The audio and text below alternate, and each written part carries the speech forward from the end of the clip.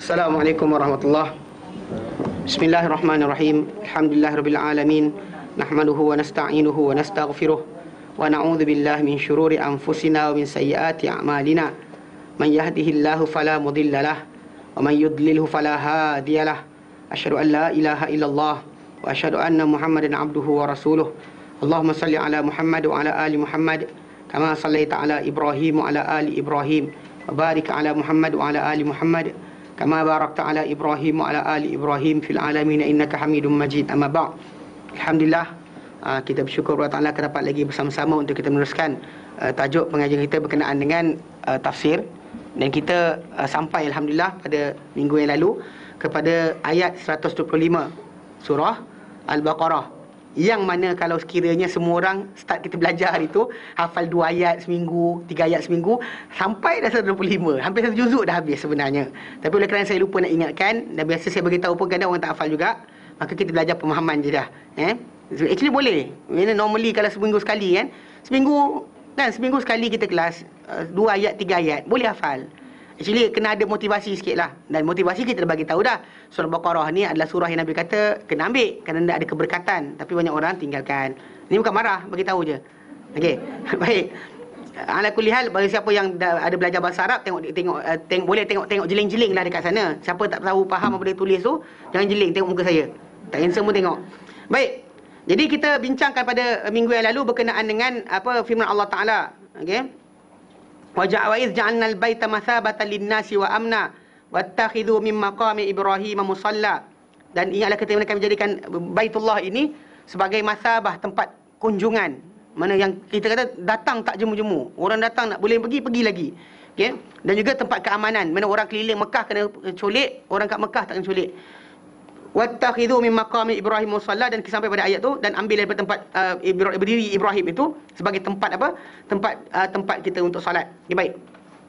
Dan kita nyatakan bahawa berkenaan dengan wattakhidhu maqami Ibrahim musalla tu, kita kata maqam Ibrahim tu apa benda? Ada yang kata dia adalah tanah haram seluruhnya. Tapi yang sahihnya dia adalah tempat berdirinya Ibrahim alaihissalam ketika dia bina Kaabah. Mungkin orang kata bina Kaabah jauhnya jarak. Sampai ada keluar cerita daripada mulut orang tertentu, saya tak pasti siapa, yang kata bila Ibrahim diri atas tu, dia akan macam extend. Kalau dia actually benda sebenarnya makam Ibrahim tu dahulu duduk dekat dengan Kaabah. Ini pintu Kaabah, ini Hajar Aswad, kan? Ini Hajar Aswad, ini tiang Hajar Aswad, ini pintu Kaabah, ini Hijr Ismail sini kan? Ada kat tepi ni asalnya. Mana kat sini. Kemudian zaman Umar dipindahkan ke belakang. Pasal nak orang nak tawaf ganggu kan. Jadi betul tolak pijak tengah solat tu tersepak di kepala dia orang. Tak apa pasal je. Jadi maka dipindahkan oleh Umar ke belakang. Lalu kita akan bincangkan insya-Allah lepas ni. Dan kita kata bahawa tajuk berkenaan dengan mengambil maqam Ibrahim musalla tadi ada kaitan dengan apa kita nak pastikan itu maksud dia adalah dengan hadis berkenaan Umar bin Khattab radhiyallahu anhu, di mana beliau menyatakan aku menepati Tuhan kepada beberapa perkara. Antara perkara yang beliau kata aku tepati Allah Taala, dan aku sebut tak lama betul tak turunkan Al-Quran berkaitan tajuk tersebut, antaranya adalah berkenaan maqam Ibrahim ini. Dia kata kepada Rasulullah, bukankah ini tempat berdiri bapa kita Ibrahim? Nabi kata ya. Nabi kata kenapa? Umar pun kata ya Rasulullah, kenapa kita ambil di sini sebagai tempat solat? Lalu Nabi pun diam, kemudian tak lama turun Al-Quran, wattakhidhu min maqami Ibrahim musalla. Ambillah tempat berdiri Ibrahim itu sebagai tempat solat. Bukan makam kubur. Ini banyak orang salah faham. Kan dia kata sebut makam ni bahasa ni masalah bahasa. Orang Arab perkataan makam tu tempat berdiri, dia kata tempat ni, atau tempat mukim tu tempat tinggal, kata makam tempat tinggal punya juga. Tapi actually menjadi kenaki ada tempat berdiri Ibrahim ketika mana dia membina Kaabah. Okay, dan kita bincangkan itu berkenaan dengan lafaz bagaimana Umar Al-Khattab ada 6 perkara. Ada kata 5 perkara yang menepati setiap kata-kata dia tadi. Contoh macam kes berkenaan dengan hijab isteri Nabi SAW. Dia tegur kan, dia kata Rasulullah, orang baik, orang jahat masuk jumpa engkau, kan isteri engkau terdedah dan sebagainya. Apa kata kalau sekiranya letak hijab, jangan bagi orang tengok isteri engkau. Maka bila dia cakap itu, maka betul tak turunkan arahan supaya Nabi hijab isteri dia. Ada ditegur berkenaan dengan solat orang munafik, solat ke atas orang munafik. Ketika Abdullah bin Ubay mati, Nabi nak pergi solatkan. Lepas tu Umar kata, ya Rasulullah, ini kafir kau nak solatkan dia. Betul Nabi kata kepada Umar, jangan sekian-sekian. Betul, tapi tak lama tu turun Al-Quran. Allah Ta'ala suruh dalam surah At-Taubah, Allah Taala larang Rasulullah SAW daripada solat ke atas orang yang munafik berkenaan. Dan ada juga macam Umar bin Khattab pernah tegur isi Nabi SAW, dia kata korang ni kalau teruskan buat perangai macam ni, nanti Allah Taala jadikan gantian untuk isi Nabi yang baik lain daripada kamu. Jangan kamu diceraikan, Allah Taala ganti lain. Ada salah seorang isteri dia kata, ya wahai Umar, apa benda yang ada pada engkau yang Nabi tak ada yang menyebabkan kau boleh nasihat kami? Nabi tak cakap apa, pasal kau bercakap. Lalu Allah turunkan Al-Quran, tegur isi Nabi, mana bagi tahu berkenaan dengan perkara tersebut, mana dalam surah At-Tahrim ayat ke-5. Itu kita bincangkan minggu lepas. Banyak lagi kita kata tajuk ni mana Umar cakap menepati dengan wahyu. Mana pendapat dia Allah Taala jadikan tepat dengan kehendak Allah Subhanahu Wa Taala. Ni dia kata bukannya sebab kasyaf.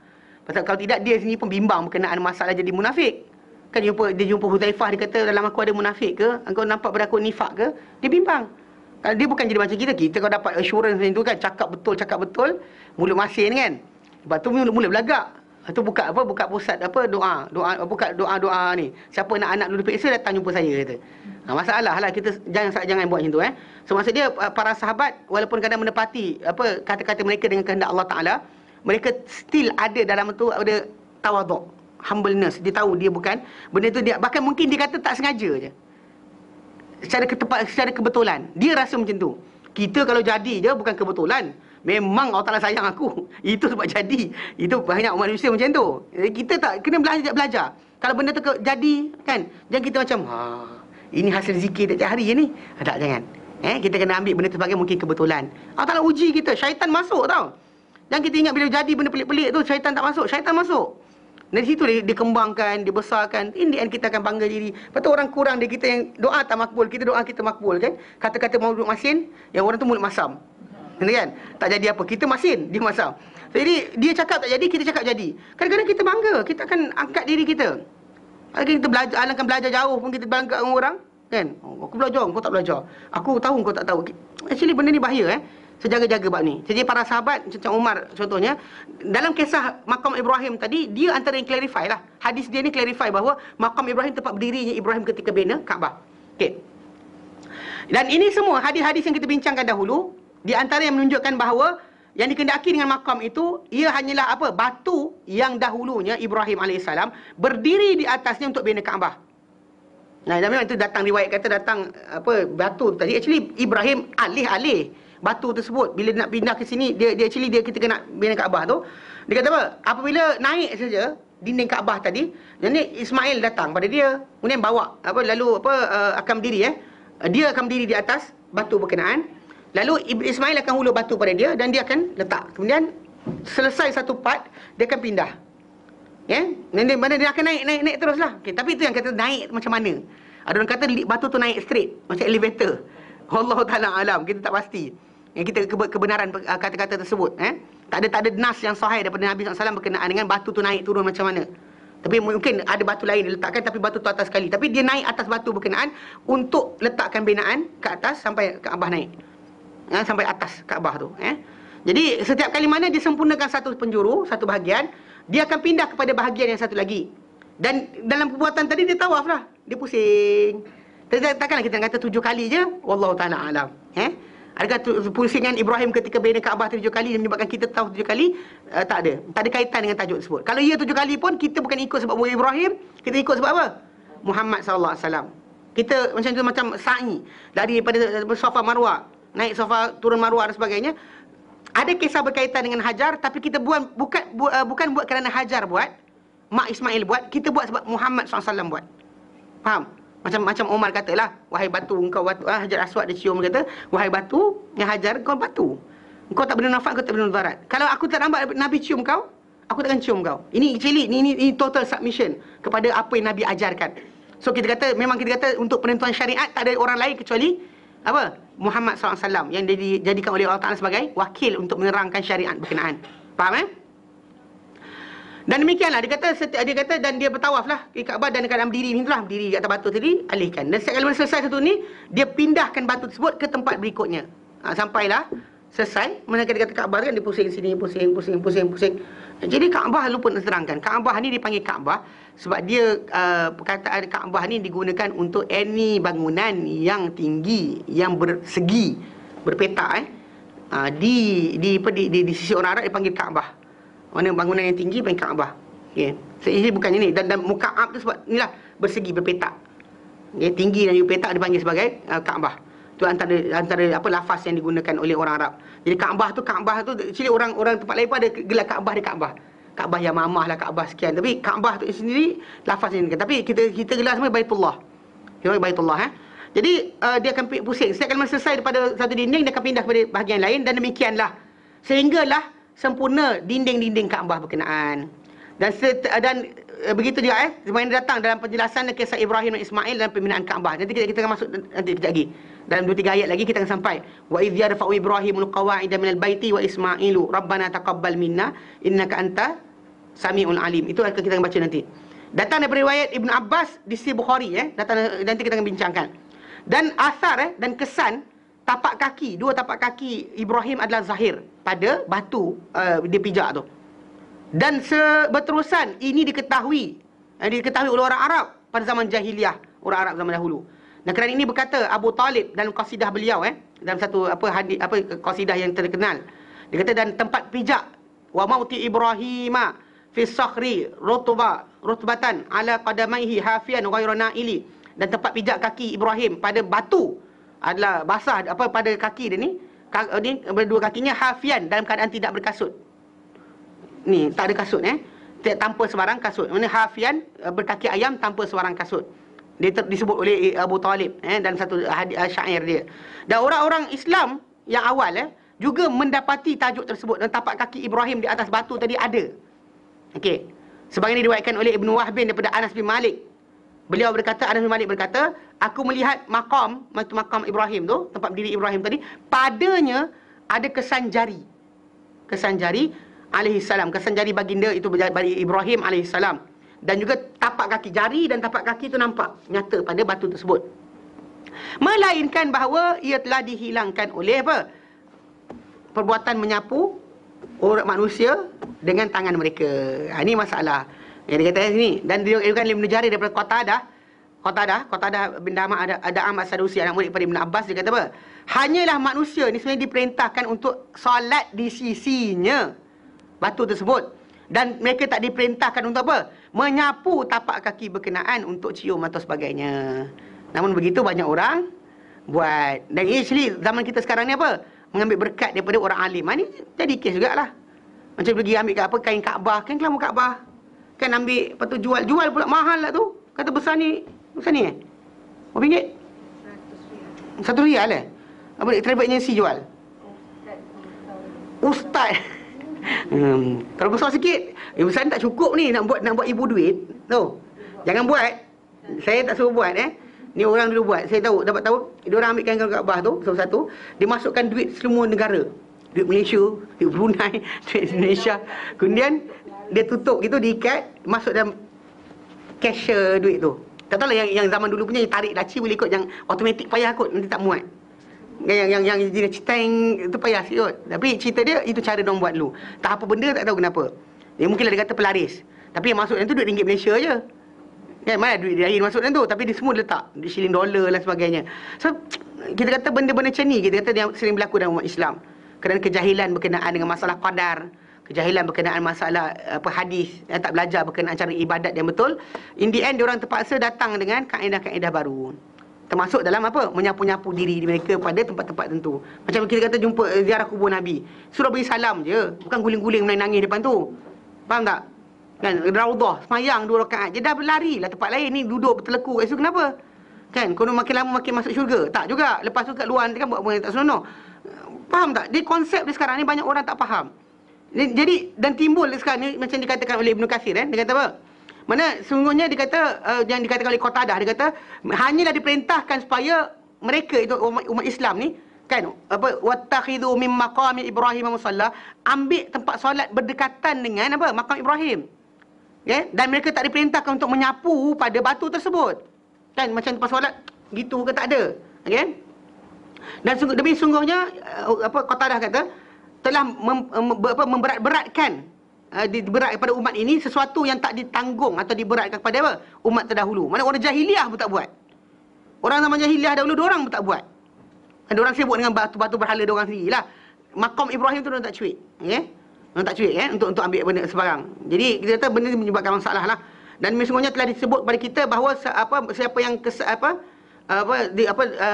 disebutkan kepada kami orang-orang yang melihat kesan tapak kaki dan juga jari Ibrahim padanya. Dan sentiasalah umat ini menyapu sehingga dia menjadi haus dan hilang dan juga terhakis. Tak nampak dah. Kerja sekarang tak nampak dah. Tengok nampak tak nampak kan? Dah habis hilang. Sebab apa? Ada orang yang jahil tapi masuk Islam tapi jahil dia buat benda tu, kerja berkenaan. Berkata Ibnu Katsir, dan dahulunya dia kata makam tu melekat dekat dengan sebelah dinding Kaabah. Macam saya katalah. Mana aku tunjukkan? Okey, ni.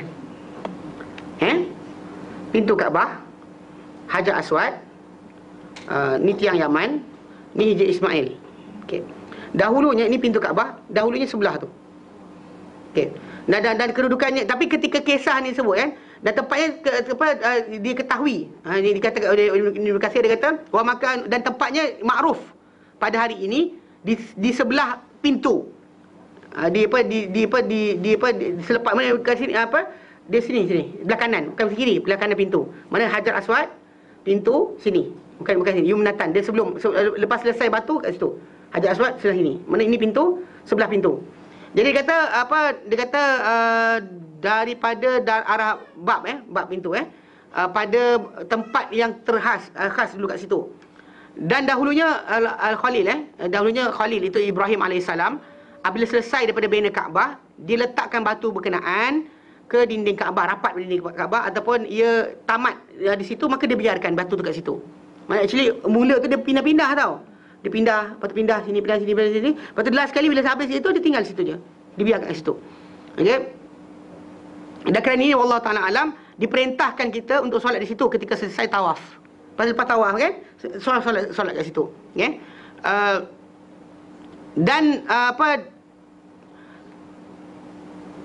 Okey, dan dia kata munasabah dia bersesuaian dengan bahawa di situlah tempat berdiri Ibrahim ketika dia habis bina Kaabah padanya. Dan kemudian batu tersebut dialihkan ke belakang, dijauhkan sikit daripada Kaabah punya dinding pada zaman pemerintahan Amirul Mukminin Umar bin Khattab radhiyallahu anhu. Okey, salah seorang imam atau pemerintah yang diberi petunjuk dan khalifah yang mendapat hidayah, yang orang-orang berislam ni diperintahkan, atau kita ni diperintahkan untuk mengikuti mereka. Okay? Dan dia salah seorang lelaki yang Nabi kata padanya, Nabi kata iqtadu bil ladzaini min ba'di Abi Bakar wa Umar. Mencontohlah kamu, ikutlah kamu dengan dua orang yang sesudahku nanti, itu siapa? Abu Bakar dan Umar. Dan dialah orang yang turun panjang Quran, mana dengan untuk solat di sisi Hijr Ismail, di sisi makam Ibrahim, dialah Al-Quran turun dengan sebab kata-kata dia. Okey, kerana ini tak ada siapa pun kalangan para sahabat mengingkari bila dia alihkan benda tersebut, jauhkan daripada kedudukan yang asal. Tapi saya nampak macam kat sini pasal sekarang ni Hijr Ismail tu makam Ibrahim tu kan dia macam ni baik pintu Kaabah, dia kat sini. Tapi ada pendapat kata dia dekat sini asalnya. Tapi Umar dia jauhkan sikit. Tapi makam tu tetap makam tu. The thing is there. Cuma dia jarakkan ke belakang. Kes pasal untuk bagi ruang untuk orang tawaf. Kalau situ solat, kau nak tawaf kat mana? Kan, mula langgar orang solat kan dan sebagainya. Ini Umar punya arahan. Lalu dibuat benda tersebut, dijauhkan sikit daripada dinding Kaabah. Tapi para sahabat tak mengingkari, sebab dia adalah orang yang mana arahan untuk solat di makam Ibrahim tadi dengan kata-kata dia. Mana dia cakap Rasulullah, lepas Rasulullah diam, kemudian tak lama lepas tu turun ayat Quran. Jadi mana maksud dia bukanlah orang yang sengaja-sengaja sembrono buat kerja berkenaan. Bahkan memang dia kata bila dia bila dia menyatukan umat Islam untuk solat tarawih beramai-ramai berjemaah, sedangkan Rasulullah dahulu mengelak. Nabi solat, para sahabat sempat solat tarawih dengan Rasulullah berjemaah malam-malam ganjil sahaja yang Nabi keluar. Tak ada 10 akhir tu, bukan setiap malam. Bahkan mereka sebut dalam riwayat yang datang dalam Bukhari Muslim, mereka sempat solat dengan Rasulullah malam 21, 23, 25. Ada yang sebut dalam 27. Ada mana tu Nabi tak keluar kerana bimbang benda tu jadi wajib. So secara tak langsung kita kata Umar bin Khattab radhiyallahu anhu, kita kata dia satukan ikut apa yang Nabi telah buat. Pasal Nabi kata aku tak buat tiap malam sebab apa? Bimbang diwajibkan. So bila tak diwajibkan dah, masa Nabi dah tak ada, maka boleh dibuat benda tu secara pasal Nabi tak halau para sahabat daripada ikut. Tapi Nabi elakkan untuk mereka ikut tiap malam tu je. Tapi bila dah kita kata Nabi dah tak ada dan kebetulan orang ramai solat bersepah, maka Umar satukan. Banyak benda Umar buat benda berkenaan, kita kata bukan untuk menentang atau mandai-mandai, tapi bahkan benda tu adalah masalah untuk umat Islam. Berdasar pada apa yang Nabi buat sebenarnya. Berdasar apa yang Nabi buat. Jadi ditangguhkan di pada zaman Umar bin Khattab radhiyallahu anhu, dijauhkan sikit dan dan tak ada siapa pun kalangan para sahabat yang mengingkari beliau. Diriwayatkan oleh Abu Bakar bin Ahmad Al-Husain Al-Baihaqi daripada Aisyah radhiyallahu anha bahawa maqam dahulu pada zaman Rasulullah SAW dan zaman Abu Bakar melekat pada mana dekat pada dinding Kaabah. Okey, kemudian dijauhkan oleh Umar bin Khattab radhiyallahu anhu dan sanad dia adalah sahih. Sanad kisah adalah sahih. Jelas? Baik. Okey, sambung. A'udzubillahi minasyaitonirrajim. وَعَهِدْنَا إِلَى إِبْرَاهِيمَ وَإِسْمَاعِيلَ أَن طَهِّرَا بَيْتِيَ لِلطَّائِفِينَ وَالْعَاكِفِينَ وَالرُّكَّعِ السُّجُودِ وَإِذْ قَالَ إِبْرَاهِيمُ رَبِّ اجْعَلْ هَذَا بَلَدًا آمِنًا وَارْزُقْ أَهْلَهُ مِنَ الثَّمَرَاتِ مَنْ آمَنَ مِنْهُمْ بِاللَّهِ وَالْيَوْمِ الْآخِرِ قال ومن كفر فأمتعه قليلا ثم أضطره إلى عذاب النار وبئس المصير وإذ يرفع إبراهيم القواعد من البيت وإسماعيل ربنا تقبل منا إنك أنت السميع العليم ربنا واجعلنا مسلمين لك ومن ذريتنا أمة مسلمة لك وأرنا مناسكنا وتب علينا إنك أنت التواب الرحيم. Berkata Hasan Al-Basri firman Allah Ta'ala wa ahidna ila Ibrahim wa Ismail, dan kami perjanjikan kepada Ibrahim dan Ismail. Maksud dia apa? Kami perintahkan mereka berdua. Mana mereka berdua diperintahkan Allah Ta'ala supaya membersihkan bait daripada kotoran dan najis, dan juga tidak menimpa rumah bait tadi daripada itu suatu benda pun. Maknanya supaya bersihkan, maksud bersihkan physically bersihkan. Ini kata-kata siapa? Hasan Al-Basri. Berkata Ibnu Juraij, aku kata pada Ata bin Rabah. Ata bin Rabah ni salah seorang kalangan tabi'in yang menjadi mufti di Mekah dahulu. Bahkan dia ni actually antara dia antara fuqaha tabi'in yang hebat. Dia adalah di antaranya Ata bin Rabah. Dia kata apa bila ditanyakan kepada dia oleh Ibnu Juraij, apakah dia ahd? Apakah dia yang Allah Taala kata wa ahidna ila Ibrahim, dan kami janjikan kepada Ibrahim, mana ambil perjanjian Ibrahim. Okey, berkata Ata amarahu, mana dia perintahkan, mana pada benar perintah Allah Taala, mana ahduhu atau amruhu. Mana maksud dia perjanjian Allah Taala, maksudnya perintah Allah Taala. Ahidna ila Ibrahim, maksud dia kami perintahkan kepadanya. Berkata Abdurrahman bin Zaid bin Aslam, wa ahidna ila Ibrahim, itu maksud dia apa? Kami perintahkan dia. Kami perintahkan kepada Ibrahim. Demikianlah dikatakan. Dan zahirnya bahawa ini, kenapa maksud dia pergi pada, maksud dia bukan perjanjian, maksud dia perintah. Kan bukan buat janji, tapi maksud dia perintah. Kenapa? Kerana ada ilah. Because there's ilah. Dia sini dalam bahasa Arab, contoh macam saya kata sini. Qama Zaidun, Muhammad, Zaid telah berdiri. He stood up. Mana qama Zaidun.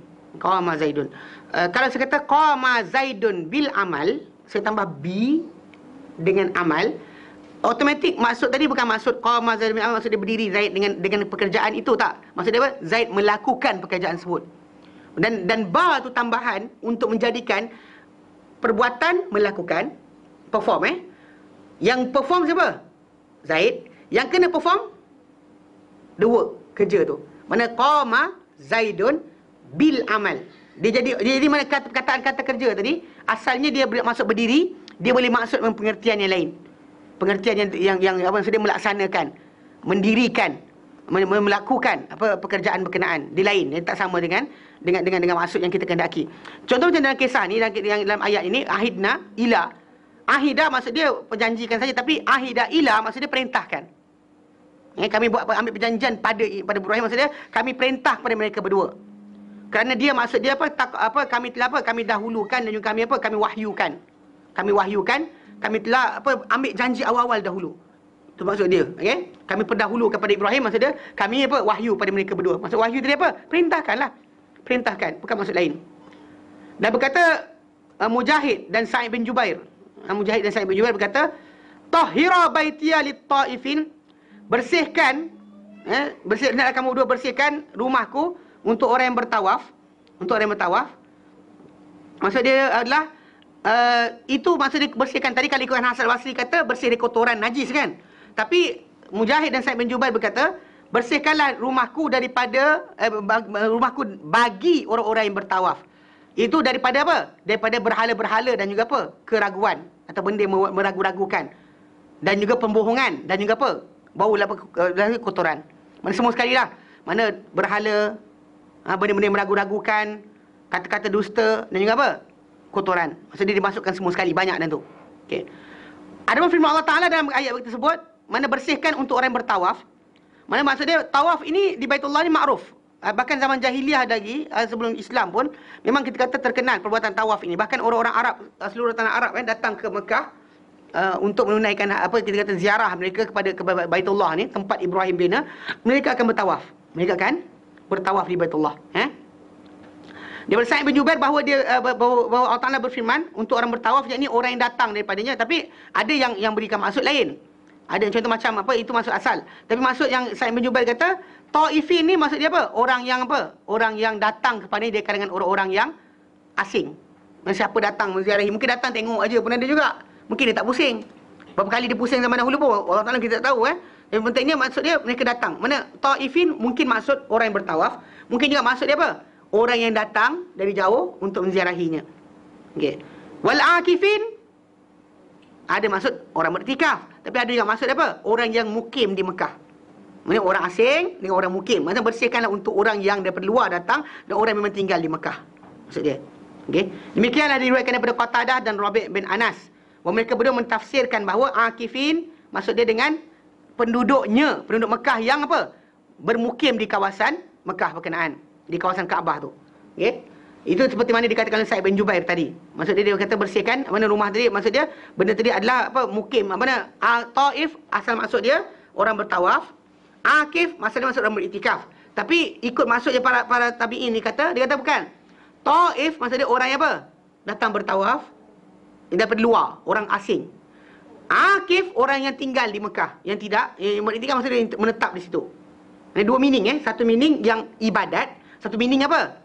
Pengertian bahasa. Maksudnya orang yang taifin, orang yang datang dari luar. Akifin orang yang memang iktikaf, maksudnya menetap di situ. Faham? Okey. Diriwayatkan oleh Ibnu Abi Hatim daripada Thabit. Beliau berkata, aku berkata pada Abdullah bin Ubaid bin Umair, apa ma arani illa mukallimi amir an amna allazina yanamuna fil masjid. Actually salah seorang di kalangan ni lelaki kalangan tabi'in ni, dia kata dia nak minta kepada Amirul Mukminin supaya sekat orang tidur dalam masjid. Dia nak bincang kenaan masalah iktikaf segi masalah ibadat Jadi mereka ini apa? Mereka ni junub dan juga apa? Dan juga kadang-kadang apa hadas tu. Kadang-kadang tidur dan tu kan tak sedari kan jejeh hilio basi dan sebagainya. Benda tu mengotorkan masjid lah. Okey. Jadi Abdullah bin Ubaid bin Umair berkata, jangan kau buat, jangan kau mengadu. Kerana sungguhnya Ibnu Umar telah ditanyakan mengenai mereka. Ada orang tanya Ibnu Umar mengenai orang-orang yang tidur dalam masjid ini. Lalu beliau berkata, siapa berkata? Ibnu Umar berkata, mereka adalah orang-orang yang beriktikaf. Di sini maksud akifin ni kena kepada orang yang duduk diam dalam masjid lah. Okey. Dan berkata Ibnu Katsir berkata, dan sungguhnya telah sabit dalam sahih, kitab sahih, bahawa Ibnu Umar dahulu ketika mana dia masih lagi bujang, dia dulu tidur di mana? Di masjid Rasulullah SAW. Sebelum dia berkahwin, dia lepak dalam masjid, duduk dalam masjid Nabi SAW, duduk dekat situ. Mana tu jadi kisah berkenaan dengan dia duduk dalam, orang bujang kan, duduk dalam tu, duduk dalam masjid je. Ini Ibnu Umar dahulu. Jadi dia kata, bila orang tanya kata nak halau orang dalam masjid datang duduk dalam iktikaf, tidur dalam masjid, dia kata jangan. Kerana apa dahulunya disebutlah mana orang itulah orang-orang yang beriktikaf. Iktikaf. Memanglah kita kata iktikaf tadi patutnya ibadat kan, baca Quran ke berzikir ke, bukan tidur. Namun begitu kalau dia tidur pun dan tu kita kata tak susah dihalau lah. Tapi zaman sekarang dengan lilih basi, kena kapet dan sebagainya, patut halau kot, wallahu taala alam. Terpulang pada pihak masjid. Kalau orang tak kisah untuk bersihkan tak ada masalah. Kan kunci terus pun ada. kan. Kunci tu pasal kat Malaysia ni pasal kena curi speaker. Kan speaker kena curi, kemudian hilang mikrofon lah. Kemudian hilang ni kan, kena curi, kes kecurian tu. Kan, dia manusia tak takut Tuhan kan. Dia kisah dia mungkin nak pegang Quran tu dia pakai tuala kot, alih kan. Kan saya cerita lah seorang ustaz kat Malaysia dia cerita. Dia kata pencuri tu dia pegang, dia nak mencuri. Tapi kerana Quran, ada Quran dekat tempat yang dia nak curi kan, dia alih Quran tu pakai lapik. Ya kan, mantap wuduk dia buat benda haram ni.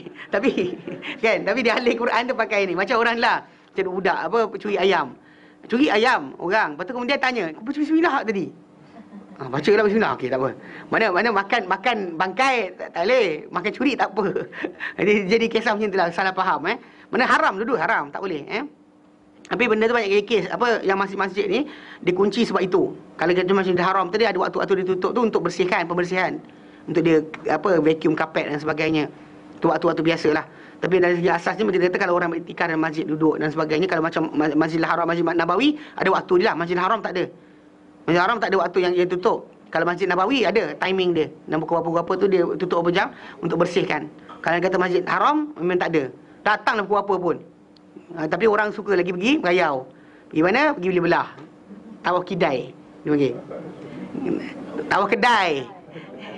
Saya dengar tu pakcik tu kata, jom tawaf kidai. Kata kidai benda pula kedai. Kap Dahlia kan Jawi dulu, tawaf kidai lah. Kedai Tapi kita kata benda kenaan bukan tempatnya. Okey, jadi maksud dia orang yang akifin, taifin akifin, dua meaning. One meaning kata taifin orang yang bertawaf, dan juga akifin orang beriktikaf. Ada yang kata taifin orang yang apa? Yang datang dari luar. Akifin orang yang tinggal menetap di kawasan berkenaan. Faham? Okey, dua meaning berkenaan. Adapun firman Allah Taala warruka'is sujud, Allah Taala sebut empat sifat Allah Taala kata suruh Ibrahim dan Ismail bersihkan rumahnya, rumah Allah Taala tadi bagi orang yang bertawaf, ataupun orang yang beriktikaf, dan juga orang yang rukuk dan sujud. Dan rukuk dan sujud ini Ibnu Abbas menyatakan itu apabila orang berkenaan solat, maka dia dalam keadaan rukuk dan sujud. Bukan maksud dia orang tu duduk rukuk manjang tak bergerak. Jadi maksud dia itulah dia. Maksud dia ada ibadat khas. Mana kita kata berasingan daripada solat tadi, rukuk ibadat tak ada. Sujud ada selain sujud solat, itu sujud syukur dengan sujud tilawah dengan sujud apa? Sujud kahwin. Sujud sahwi. Empat tu, okey, sujud sahwi. Mana sujud lupa solat. Okey, sujud kahwin lah. Okey. Mana sujud kahwin? Mungkinlah ada orang tu akad nikah lepas tu sujud Allah Taala alam kan. Okey, sujud syukur. Sujud syukur ada. Okey. Sujud syukur, sujud tilawah dengan sujud sahwi. Itu tiga sujud selain sujud solat. Lain tu tak ada. Kalau ada orang kata sujud sekarang. Kenapa? Saya suka-suka je. Tak boleh. Haram sujud tanpa sebab. Mana dalam ibadat ni kita kata bukan sujud. Kenapa sujud? Contoh macam ada dulu saya ingat ada satu kumpulan motivasi ni yang kat Malaysia kan. Tapi dia haramkan di Kuala Lumpur dan sebagainya. Mereka tu kadang-kadang dia okey semua sujud kan, tak boleh. Dalam Islam tak boleh tu. Sujud macam tu tak dibenarkan. Lepas sujud tadi kena bersebab. Either dalam solat, sujud solat lah. Kalau luar solat, ada solat tadi satu lagi, dua tu ni satu lagi tu dalam solat jugalah. Sujud sahwi tu dalam solat juga. Dua lagi tu apa? Sujud syukur dengan sujud tilawah. Itu boleh berlaku luar solat. Jika kita dengar orang baca, kita sujud. Atau kita baca, kita sujud. Kita baca Quran, sampai pada ayat sujud, kita sajadah, kita sujud. Ataupun kita kata, kita bersyukur, kita sujud. Sujud Mana tendang bola masuk gol, kita sujud. Macam main bola buat kan. Main bola masuk Islam kata. Tendang bola masuk kan. Sujud. Okay. Jadi itu saja. Jadi maksud dia sekarang ni, bila Ibnu Abbas dalam hadis ni, dalam kisah ni, bila Allah kata waruka'is sujud, bukan maksud dia dulu ada sifat khas. Ibadat itu hanya dalam bentuk rukuk dan sujud saja. Faham? Tawaf, iktikaf kan dua berasingan. Kalau kita kata ambil yang meaning ibadat lah. Kalau ambil bukan meaning ibadat, orang yang datang, orang yang inilah, orang yang mukim, orang yang datang dari luar. Tapi dalam masa yang sama, kita kata kita ambil lah maksud dia, orang tawaf ibadat, orang yang iktikaf ibadat. Jadi rukuk dan sujud ada ibadat berasingan tak? Ibnu Abbas nyatakan, maksudnya sekiranya orang tu salat, maka dia dalam keadaan rukuk dan sujud lah. Okey. Dan demikian dikatakan oleh Atha dan juga Qatadah. Dan berkata Ibn Jarir, makna ayat ini adalah kami perintahkan Ibrahim dan Ismail. Ini apa maksud dia yang kita meaning yang dipilih oleh Ibnu Katsir Meaning yang agak kuat. Betul? Maksud dia apa?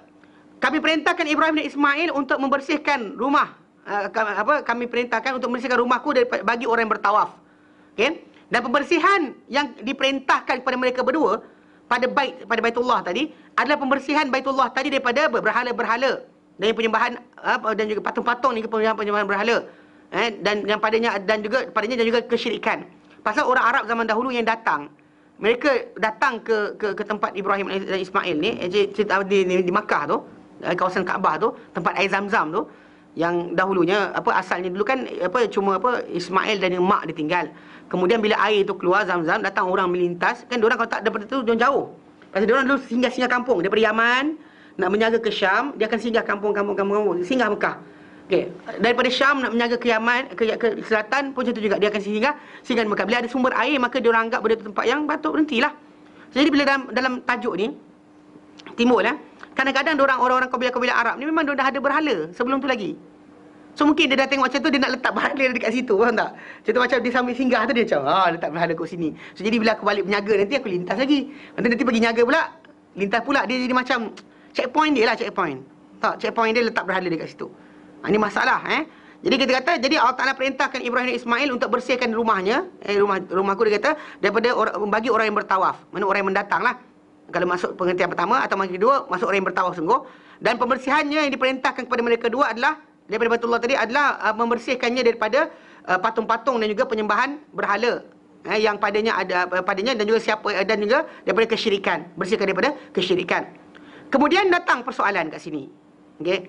Jika dikatakan, adakah sebelum pembinaan Ibrahim kepada Kaabah tadi terdapat sesuatu daripada yang perintah pembersihan tadi? Maksudnya dia macam Ibrahim AS disuruh bina Kaabah, di Baitullah tadi, bina di situ, sesuatu adakah maksud dia sebelum Ibrahim bina, ada tak binaan lain kat situ?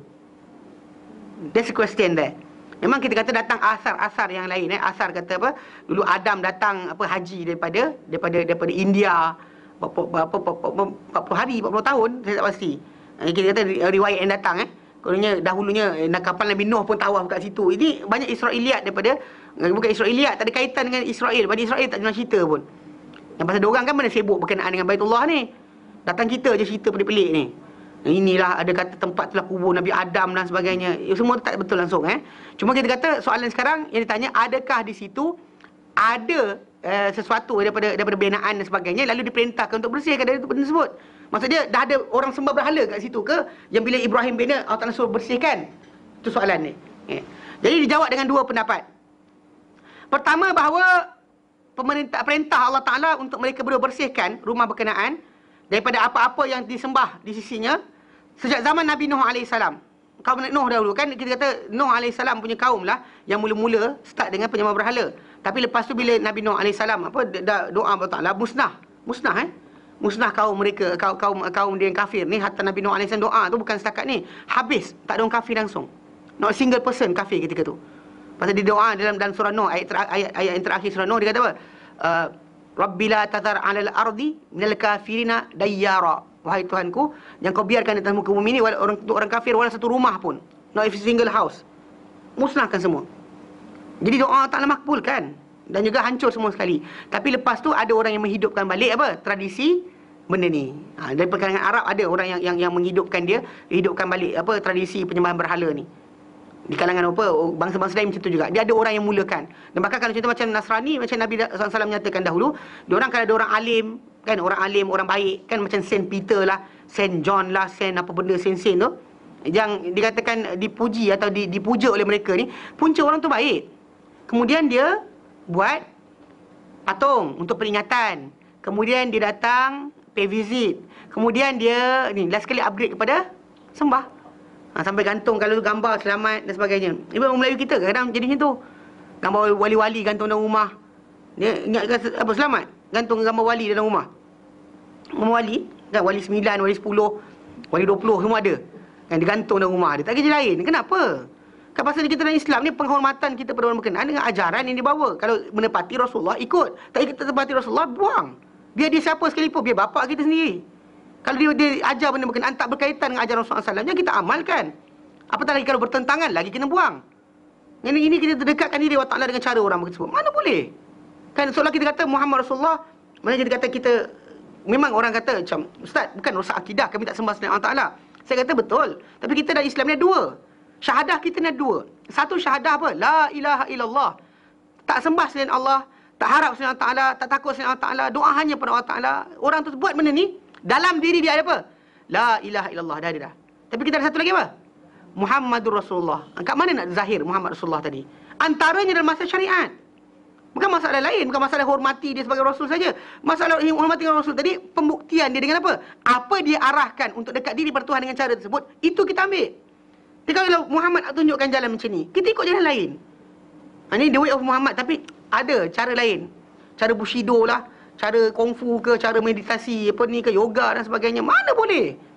Mana boleh? Dan Muhammad tunjukkan ini cara penyelesaian hidup kamu. Ini cara kamu sampai dekat diri pada Tuhan. Datang kita macam, ini pun bagus juga. Nabi Muhammad betul. Tapi yang ini pun kena kira pasal mungkin ini daripada Nabi-Nabi terdahulu. Walau Nabi terdahulu sekalipun tak ada hak sebenarnya. Hatta tu Rasulullah SAW marah pada Umar. Pernah sekali Umar bin Khattab lalu dia dapat sahifah, suhuf, lembaran-lembaran kertas daripada kulit daripada saudara dia yang tinggal di Madinah. Dia bangga kerana tengok benda tu kan. Dia cuma macam nak membaca dan sebagainya. Nabi marah. Nabi kata, wahai Umar, kan, Ibn Khattab, Nabi kata, adakah kau dalam keadaan ragu-ragu terhadap benda ni, wahai Ibn Khattab, yang aku bawa ni?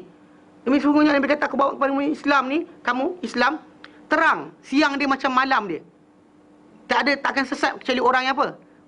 Orang yang akan binasa saja. Lepas tu Nabi kata, wahai Mullah, demi Allah, Nabi kata, laukana Ibn Maryam, atau laukana Musa hayyan. Dia satu riwayat datang tentang Isa, satu riwayat datang dengan Musa. Kalau Musa atau Isa tu hidup, lama wasi'ahu illa ayyat tabi'ani, tak boleh untuk dia mereka kena apa? Ikut aku, Nabi kata. So batal semua syariat sebelum ini. Dekat diri pada Tuhan ke, pengabdian diri ke, batal semua sekali. Ikut Muhammad saja. Ini cara dia. Kalau kita sekarang ni pun kita gagal lagi kan. Cara dekat diri pada Tuhan, betul Rasulullah betul, tapi ya habis. Maksudnya syahadah kita dua tu, satu kita buat, satu lagi kita pincang, kita goyang. Pasal Muhammad utusan Tuhan. Tapi betul dia yang boleh sampaikan kita, dia terima wahyu. Tapi habislah. Semua orang betul nanti. Everybody semua ada jalan masing-masing. Itu keluar tarikat. Tarikat A, B, tarikat C dan sebagainya. Sebab ni. Sebab orang semua ada jalan masing-masing. Cara dekat di Tuhan masing-masing. Yang ini cara zikir. Yang ini cara lompat. Yang ini terjun telaga. Yang ini tanam di dalam tanah. Macam-macam. Tak, ini serius. Dan dekat Malaysia ni serius. Benda serius. Kelakar tapi serius. Memang pelik. Dia lompat. La ilaha illallah dia tu. Tapi dia serius. Benda ni nampak lawak. Kita kata benar dekat diri pada Tuhan macam ni. Kan dia cerita orang yang kepala gitu. La ilaha illallah dia kata. Ha? Nak exercise. Jangan kait dengan ibadat. Hatta kalau orang puasa, kita tahu. Tanya orang tu, kita kata, kalau orang tu puasa untuk diet dan juga Allah Ta'ala, boleh tak terima? Tak boleh. Lillahi Ta'ala je. Kena yang sekian. Untuk macam tu juga. Masalah ni, ibadat pun kita tengok cara Muhammad lah. Kalau cara bukan Muhammad ajarkan untuk dekat diri pada Tuhan, masalah. Cara nak berjalan dan sebagainya, silakan. Nak naik kereta ke, macam tu macam makan, pakai tangan kanan. Tapi nak makan macam ni. Atau macam ni. Makanlah asal kenyang. Tak ada masalah, Islam tak larang. Tak pelik. Pasal apa? Cara muamalah, cara sekian silakan. Nak nikah pakai depan-depan, nikah pakai video conference, nikah pakai SMS, terpulang.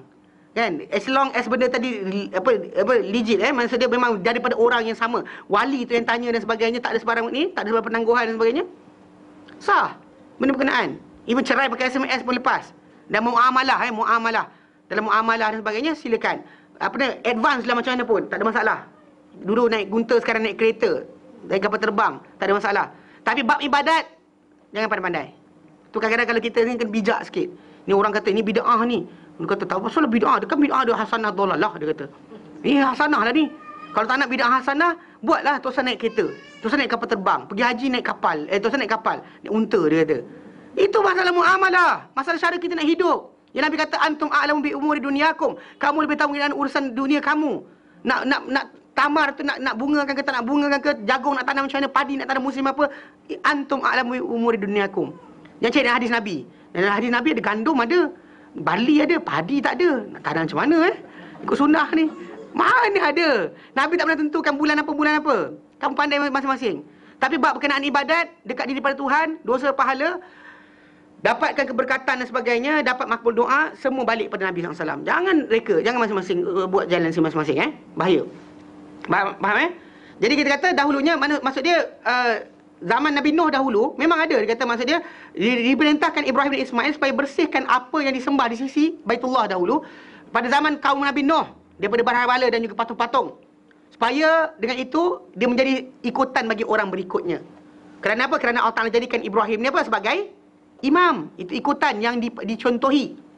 Demikianlah dikatakan oleh Abdul Rahman bin Zaid bahawa tahira baiti, mana bersihkan rumahku, maksudnya daripada berhala-berhala yang mereka sedang sembah. Yang dahulu mereka orang-orang musyrik tadi mengagungkan berhala-berhala tersebut. Sedang kita tahu bahawa sebenarnya Ibrahim datang duduk situ, tidak ada lagi siapa-siapa tinggal di kawasan berkenaan. Kan? Tak ada tanaman dan sebagainya. Jadi lepas Ismail dan juga Hajar tinggal di situ, dia keluar air Zam-Zam, baru kabilah Jurhum datang tinggal di situ. Kabilah tersebut duduk dengan keluarga menetap di situ bersama dengan Hajar dan juga Ismail, dan hatta Ismail AS berkahwin dengan Arab di situlah. Dan Ismail asalnya bukan Arab, tapi dia membesar dengan orang Arab. Faham? Lalu tu sebab Nabi SAW ni kalau ikut dari segi keturunan, kita panggil juga Arab Musta'rabah. Arab yang jadi Arab. Pasal bapak dia Ibrahim orang Babylon. Isteri dia Hajar, itu mak Ismail, adalah orang Mesir yang bukan Arab, Kipti. Dapat Ismail kahwin dengan Arab, duduk dengan Arab, cakap bahasa Arab. Faham tak? Kena faham beza kan jenis-jenis. Dia bukan asli Arab. Kalau Arab betul, Jurhum dari Yaman tu, itu memang orang Arab asal lah. Jadi kita kata memang mereka datang lepas tu. Ini pendapat yang pertama. Jadi dia kata, Ibnu Katsir berkata, dan jawapan ini dia kata agak bercabang-cabang lah, bahawa sungguhnya dahulunya disembah di sisi Baitullah ni ada berhala-berhala dan sebagainya.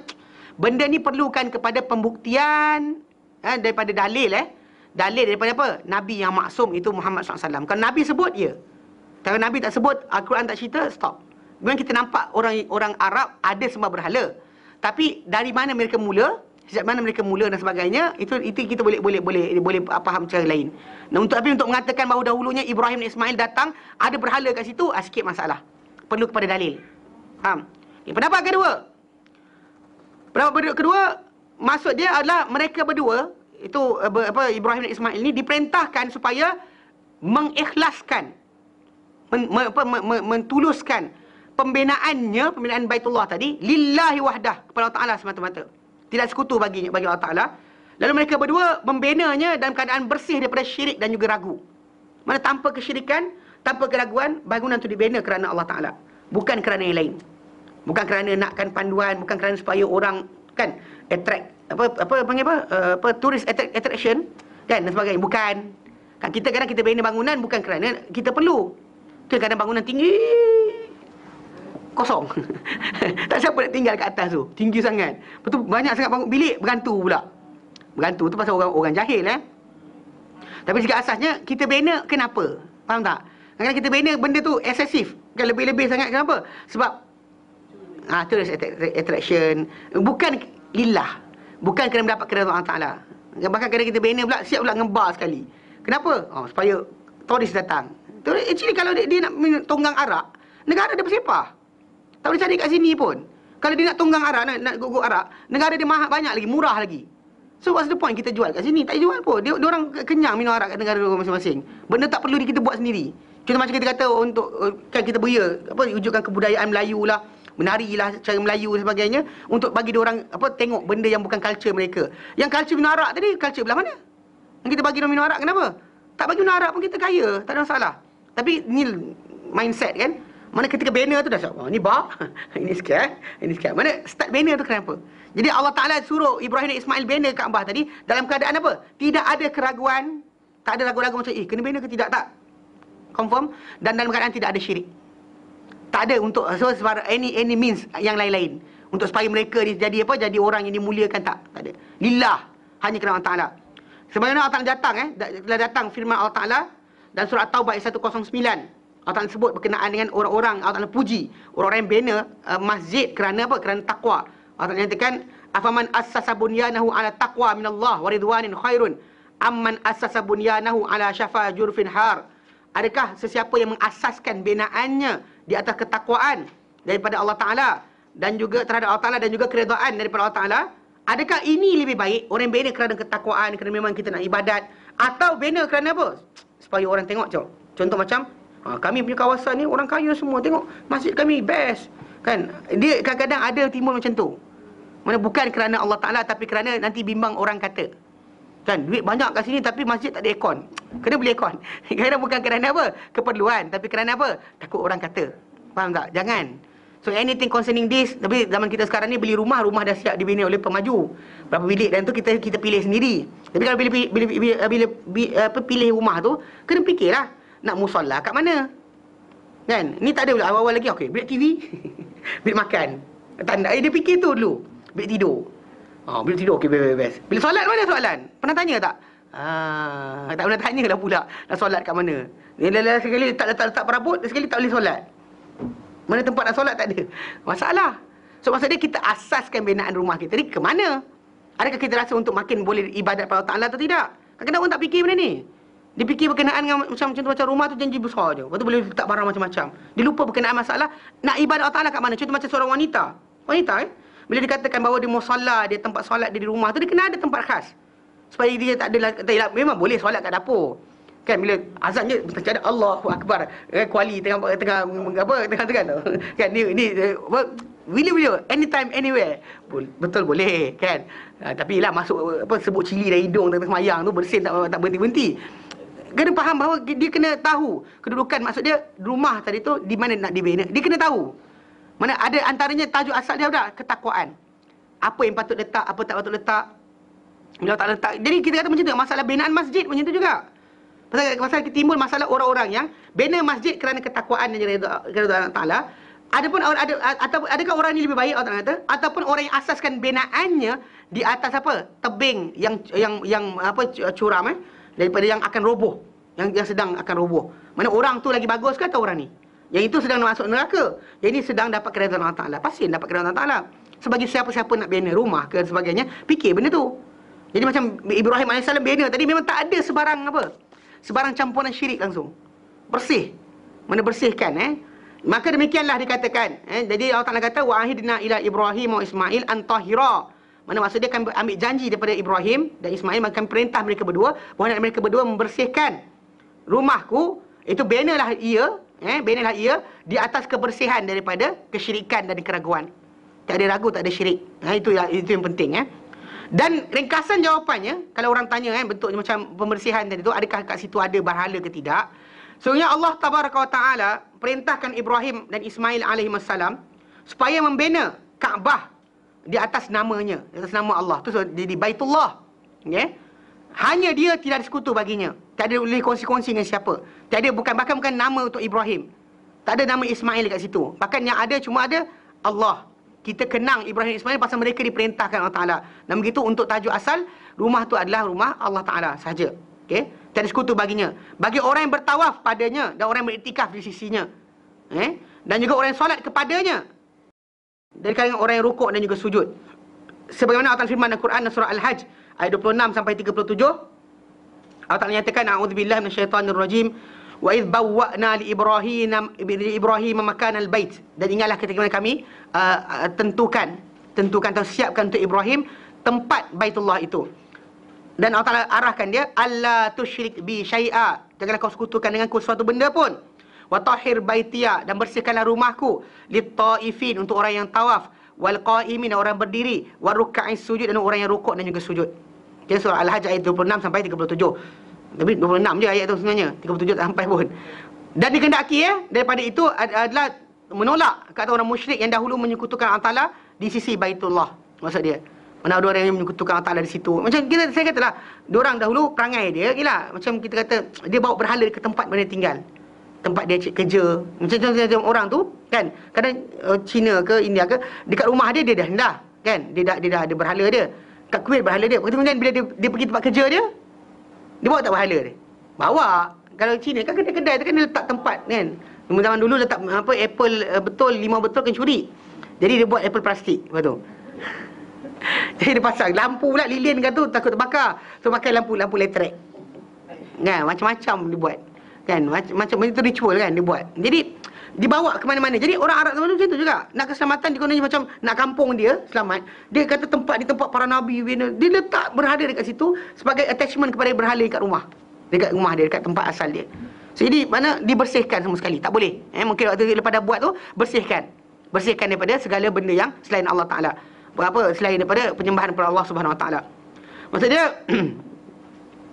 yang diasaskan di atas penyembahan Allah Ta'ala semata-mata. Mana asas Baitullah tadi diasaskan di atas pengabdian diri kepada Allah Ta'ala semata-mata, tiada sekutu baginya. Kemudian di samping itu yang mana orang-orang yang kita kata menyekutukan Allah Ta'ala tadi, dia menyekat pula ahli-ahli atau orang-orang yang beriman daripada datang ke Baitullah. Sebab Allah Ta'ala firman dalam Quran dalam surah Al-Hajj juga ayat ke-25, Allah Ta'ala katakan innal ladzina kafaru yasudduna an sabilillah wal masjidil haram. Sebagai orang kafir tadi menyekat daripada jalan Allah Ta'ala dan juga Masjidil Haram. Alladzi ja'alnahu lin-nasi sawa, yang kami jadikan ia Baitullah tadi untuk manusia ni sebagai tempat yang sama. Mana siapa sampai ke situ, dia sama je taraf. Tak ada siapa yang lebih tinggi. Okey? Maksudnya untuk pengabdian diri kepada Allah Ta'ala semua sama. Al-aqif fihi, yang sama saja orang yang menetap di situ. Wal bad, dan juga orang yang datang daripada luar. Mana penduduk Mekah dengan orang luar dari segi masalah pengabdian diri Allah Ta'ala sama. Tak ada beza. Tapi ada orang sekat dan bahkan dia datangkan dengan dengan ajaran macam-macam supaya ahli Mekah cara tawaf macam ni. Macam dahulu orang musyrikin Mekah buat. Dia kata kalau siapa-siapa tak dapat baju daripada ahli Mekah, maka dia kena tawaf bugil. Kalau ahli Mekah bagi baju, baru boleh tawaf. Dibezakan. Sedangkan Allah Ta'ala jadikan Baitullah tadi sama saja. Itu sebab zaman kita sekarang kita pergi sama je. Kita dari Malaysia ke, orang Saudi Arabia ke, bila time tawaf tu tak ada siapa dari privilege lain kecuali lah menteri-menteri dan sebagainya datang dengan bodyguard. Kan bodyguard penuh, kan takut kena bunuh dan sebagainya. Jadi yang lain orang sebenarnya sama je. Tu kadang-kadang menteri-menteri ni ataupun orang-orang yang pembesar-pembesar negara ni, kerana diberikan escort macam tu banyak-banyak, dia lupa masyar ni tak ada. Kadang-kadang banyak manusia ni kerana privilege banyak sangat, dia lupa bahawa dia ni akan dipersoalkan Allah Ta'ala sama macam orang lain. Bahkan lambat bertaubat pun sebab tu. Dia nak bertaubat kena stroke kamu untuk bertaubat. Macam alamak sama punya. Ada duit banyak stroke sakit juga. Yang kan orang miskin je sakit, kaya pun sakit juga rupanya. Jadi dia start dia rasa yang tu baru dia start macam dia sedar. Tapi kerana privilege yang banyak tadi sampai last sekali orang lambat taubat. Lambat taubat. Pasal dia rasa macam kan dunia ni tahu awal pergi sini orang Datuk Tan Sri kan. Dia pencin pun dia tahu. Dia pencin macam orang tak layan aku dah. Start boleh tahu. Macam barulah dia bertaubat. Itu masalah dia lambat taubat. Dah pencin baru ke tengah penganjawatan tak nak taubat. Sebab apa? Sebab banyak privilege. Kan? Macam jadi dia rasa benda tu macam sini sayang, akhirat sayang. Sini dimuliakan, akhirat dimuliakan. Sedangkan tak sama. Mana kemuliaan yang kita dapat dengan pangkat dan harta, ini bukannya ukuran yang sama si Allah SWT. Mungkin Allah Ta'ala laknat kita tiap hari dengan jawatan yang kita pegang. Faham tak? Jadi kadang-kadang manusia ni kadang privilege lebih sangat. Dia lupa kalau langgar-langgar dengan orang ni kan. Ramai manusia tadi, siapa nak pandang kita? Kalau kata kita tak ada pengawal peribadi kan. Langgar dia orang macam tu je. Afrika ke Makcik Turki. Makcik Turki kan. Makcik Turki dia langgar orang. Dia kan kisah. Dia baik sebenarnya. Kalau dalam masjid, kalau siapa duduk-duduk dia diam kan. Makcik Turki ni biasa akan tegur. Kan dia kalau ada coklat, dia bagi coklat kat kita. Bagi kek. Kan dia bawa bekal sekali. Tapi itu time dalam dengan duduk dia diam. Tengah tawaf tu janganlah. Kau siapa dia langgar je. Sebab dia sini pasal dia orang tak tahu bahasa. Dia tak boleh bahasa Inggeris. Tak boleh bahasa Arab. Kan bahasa kalau Melayu banyak bersepah situ. Sekarang ni pergi Mekah Madinah tak payah belajar bahasa Arab 30 hari. Kan 30 hari bahasa Arab tak payah. Pergi sana je Murah. Bersepah orang murah-murah. Tak ada siapa pun ni. Kan nak beli barang mudah-mudah je. So saya tak ada kisah beli barang. Jadi tengok nak belajar bahasa Arab pun tak rosak dah. Tak ada belajar bahasa Arab kerana nak beli belah. Kan? Tapi ada juga orang degil tak nak belajar bahasa Arab untuk ni faham Quran. Okey. Faham? Jadi secara tak langsung konsep dia memang kita kata orang kat sana macam tu. Time tawaf tu sebenarnya tak ada siapa ada privilege. Sama orang menetap ke orang luar ke sama. Allah kata sawa. Al-Akif orang menetap di kawasan Mekah Madinah, Mekah tu, penduduk Mekah sendiri ataupun orang yang datang daripada pendalaman. Nampak? Allah Ta'ala beritahu macam tu sama je, tak ada beza. Tapi ada orang yang sangka bahawa ahli Mekah lain sekian. Jadi yang lain pula kadang-kadang bukan ahli Mekah pun. Perdana menteri ke, sultan, raja dan sebagainya. Betul. Kita kata manusia itu patut dihormati, tapi ketika time solat, tak ada dia nak pergi soft lain. Macam dalam solat dia duduk soft macam orang lain. Imam Allahu Akbar, rukuk dia kena rukuk, sujud dia kena sujud. Macam tu kat keadaan ketika tawaf. Mana ada privilege?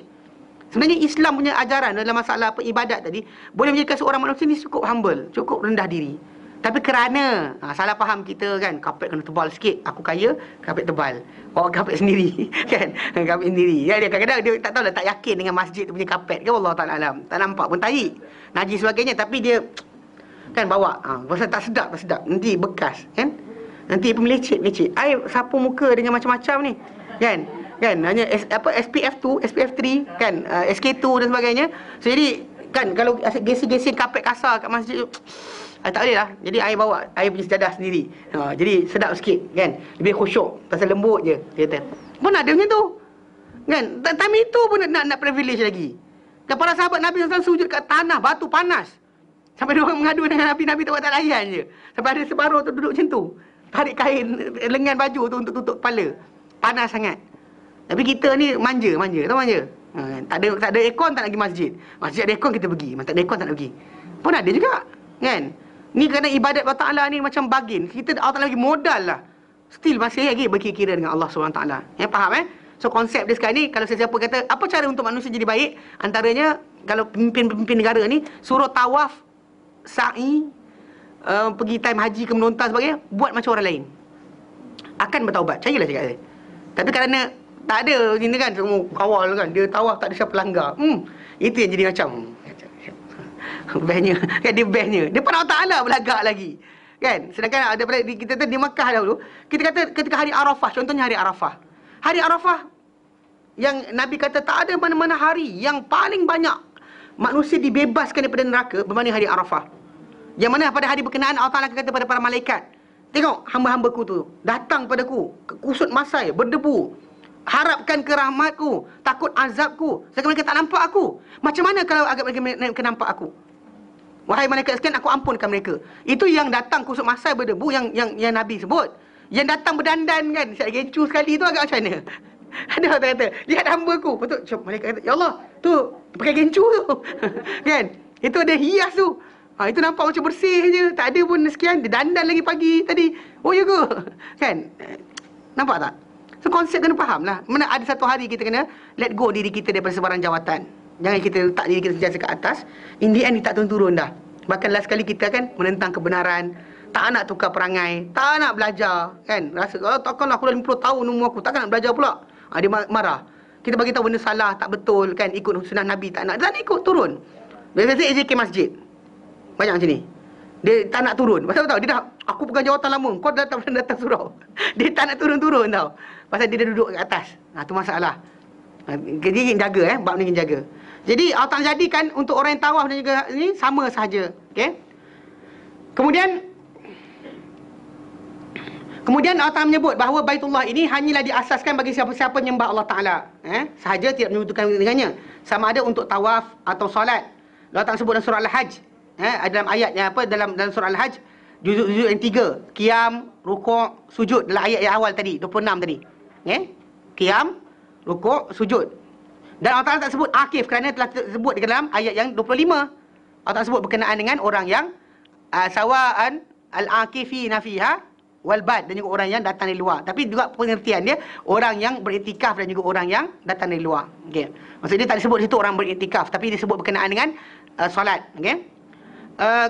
Dan sungguhnya telah diketahui bahawa tidak berlaku rukuk dan tidak sujud melainkan setelah qiyam. Mana orang tu nak rukuk dan sujud adalah qiyam. Dalam keadaan sebut, ini adalah jawapan kepada siapa yang tidak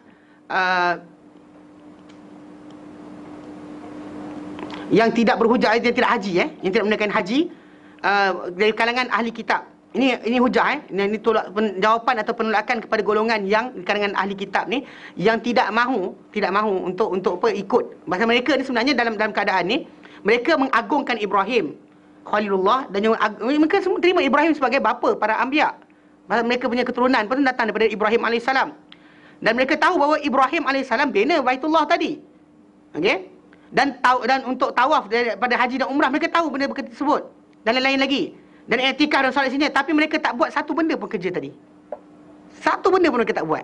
Sedangkan semua benda tu ada dekat dengan apa? Benda yang Ibrahim AS asaskan. Tapi mereka tak pernah ziarah pun. kepada zaman jahiliah lagi. Mereka dah awal-awal apa? Jauhkan diri mereka daripada apa? Daripada binaan tadi. Sebab apa? Di situ terlibatnya Ismail alaihissalam. Ismail terlibat, maka mereka jauhkan. Ni di kalangan Bani Yahudi dan Nasrani ni. Mereka tahu fadilat kelebihan Baitullah, tapi mereka tetap jauhkan diri mereka daripada tempat tersebut. Jadi macam mana mereka boleh dikatakan mengikuti pada Khalilullah, itu Ibrahim, sedangkan mereka tak lakukan apa yang disyariatkan Allah Ta'ala kepada Ibrahim AS. Dan tunggu telah menunaikan haji. Siapa? Musa bin Imran. Dari kalangan para anbiya semua tengah buat. Musa pernah singgah, semua para anbiya pernah singgah pada Baitullah tadi. Musa AS pernah singgah. Sebenarnya dikhabarkan oleh siapa? Nabi Muhammad SAW dalam hadis yang datang. Yang Nabi kata, yang Allah kata tentang Nabi Muhammad SAW ni, la yantiqu anil hawa. Dia tak bercakap daripada diri sendiri. In huwa illa wahyu, kecuali ia adalah wahyu yang telah wahyukan. Mungkin kita kata rekod tak ada dalam kitab mereka, tapi dari segi sabda Nabi kata ada. So kita terima kata-kata Nabi. Pasal rekod mereka dah tukar macam-macam benda. So rekod Nabi SAW lebih diutamakan daripada rekod mereka. Jadi pengertian kalam di situ, maksud dia apa? Bahawa sungguhnya kami telah berambil janji pada Ibrahim dan Ismail, bahawa hendaklah kamu berdua membersihkan rumahku bagi orang yang bertawaf dan beriktikaf dan rukuk dan sujud. Itu bersihkanlah ia daripada kesyirikan dan keraguan, dan binalah ia ikhlas kepada Allah Ta'ala. Dan berkaitan dengan orang-orang yang tawaf dan juga iktikaf dan juga sujud. Mana maksud dia? Supaya orang yang jadikan orang yang tawaf, iktikaf, sujud selesa dalamnya. Dan sekarang ni alhamdulillah kita kata kerajaan Saudi Arabia akan digunakan segala duit mereka ada, tapi akan selesa. Aircon, serius tuan-tuan tahu tak ada aircon bawah tu. Mana kita pijak benda batu-batu kan, marmar tu, dia orang aircon kan di bawah. Mana kita kata dalam masjid tu ada aircon dan sebagainya. Tak ada ni lah. Senang, seronok je. Tengah mati panas pun tak rasa panas. Tapi still malas juga. Tak tahu kenapa. Kan ada lepak dalam hotel, lepak pergi beli belah, tak pergi masjid kan, sibuk pergi beli belah. Dia pagi pergi Hilton. Petang pergi masjid kucing. Pergi cari barang kat sana. Macam-macam benda. Betul, tak salah. Tapi kita kata still, mana tumpukanlah untuk apa? Untuk ibadat tadi. Pasal memang kita kata perbuatan apa yang Ibrahim AS disuruh buat untuk apa? Bersihkan rumah tadi untuk benda berkenaan. Jadi dan pembersihan masjid-masjid diambil daripada ayat ini. Ayat inilah. Dan juga daripada firman Allah Ta'ala dan surah An-Nur ayat 36, fi buyutin adzinallahu an turfa'a wa yudhkara fiha ismuhu yusabbihu lahu fiha bil wudu wal asal. Mana ayat bersihkan masjid tadi ambil daripada ayat surah kisah Ibrahim dan Ismail ni, dan juga daripada ayat dalam rumah-rumah diizinkan Allah Ta'ala supaya diangkat suara dan diingati dalamnya namanya dan ditasbihkan kepada Allah Ta'ala ni pada setiap pagi dan petang. Ini surah An-Nur ayat 36 pun sama, berikan pengertian sama. Dan daripada sunnah, daripada hadis-hadis yang banyak, daripada arahan untuk membersihkan dan wangikan masjid dan sebagainya, dan juga memelihara masjid daripada sebarang kotoran dan juga apa benda sebagainya. Kalau kita kata macam kita nampak masjid tempat kita kotor, jangan kita macam komplain je, kita ambil lah berus-tandas, kita bersihkan lah. Mana kita ambil tugas Ibrahim Ismail tadi, ambil tugasan tersebut. Ni kadang komplain menyampah, benci aku pergi masjid, tak pergi masjid pun, tak rajin pergi masjid, sekali pergi masjid tak mesti ke korban. Time tu nampak kotornya masjid, tak nak datang lagi lah. Bersihkanlah kan, itu rumah Allah Ta'ala untuk orang solat dan sebagainya. Ambil tindakan. Saya tengok dekat mana dekat tempat ada satu perumahan tu, mana surau tadi, diorang AJK dia biasa je, tapi yang tukang bersihkan masjid orang biasa. Mana diorang tak ada tugasan upah orang luar, tak payah, diorang sendiri. Ada seorang ambil apa tender untuk bersihkan tandas, yang seorang ambil tender untuk sapu sampah. Benda besar. Ini pasal apa? Ini tugas Ibrahim dan Ismail yang janji Allah Ta'ala perintah pada mereka untuk siapkan tempat ibadat selesa bagi orang-orang yang melakukan ibadat dalamnya. Jelas? Okey. Dan kerana ini telah bersabda baginda SAW. Baginda SAW apa bersabda dalam hadis yang sahih. Nabi kata apa? Hanyalah dibina masjid-masjid bagi apa yang dibina untuknya. Mana masjid dibina untuk apa yang dibina baginya. Contoh macam bukan tempat untuk, contoh macam untuk apa, kalau orang kata berpolitik dan sebagainya, still macam itulah kisah dia. Macam ada orang kadang-kadang contoh macam kita cari barang dalam masjid, Nabi tak benarkan. Masjid dibina untuk apa dibina? Mana untuk tempat ibadat, tempat umat Islam mendapatkan pengajaran, pembelajaran dan sebagainya, maka itulah matlamat asal masjid. Bukan tempat bersukaria, bukan tempat untuk apa, untuk bergendang kan. Ini zaman sekarang dia ada style berhibur, style baru, bergendang dalam masjid. Bukan dibina masjid untuk itu. Masjid dibina untuk apa? Untuk tempat orang tu baca Quran, beriktikaf, salat dan sebagainya. So dibina untuk tugas berkenaan. Dan sungguhnya mana dalam tajuk ni mana Ibnu Katsir sendiri dia kata dia telah kumpulkan mengenai perkara tersebut satu juzuk yang khas, yang teliti ya, detail berkenaan hak masjid ni, dan bagi Allah Taala segala pujian dan juga kurniaan. Maksud dia Ibnu Katsir dia kata ada dikumpulkan pada tempat lain tentang tajuk khas berkenaan dengan tajuk masalah hak-hak masjid ini. So kita macam itulah kita ambil kisah ni, dan insya-Allah kita akan sambung kemudian berkenaan dengan macam Ibrahim AS kata dalam ayat yang 126, dan ketika Ibrahim doa supaya Mekah itu jadi macam mana, dan apa jadi pada Mekah sekarang hasil doa Ibrahim pada waktu dia berdoa dahulu. Ya, jelas Jadi kita dah habis berkenaan dengan apa Baitullah itu dan apa Kaabah itu sendiri. InsyaAllah kita akan sambung kemudian. Wallahu ta'ala alam. Wa sallallahu ala sayyidina Muhammad wa ala sallam walhamdulillahi alamin. Subhanaka hamdika asyhadu an la ilaha illa anta astaghfiruka wa atubu ilaik. Assalamualaikum warahmatullahi taala wabarakatuh.